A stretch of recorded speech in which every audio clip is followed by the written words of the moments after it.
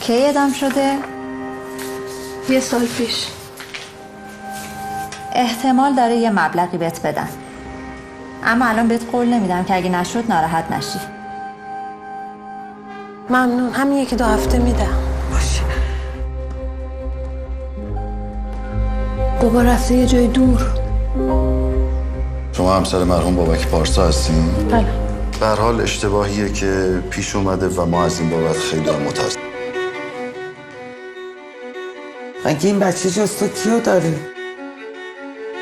سلام خانم، از دوستان بابک خدا بیامرز.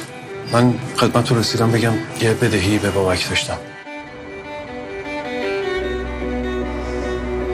الان فکر میکنم حتما یه خدایی هست که یکی رو بی‌دلیل فرستاده به ما خوبی کنه.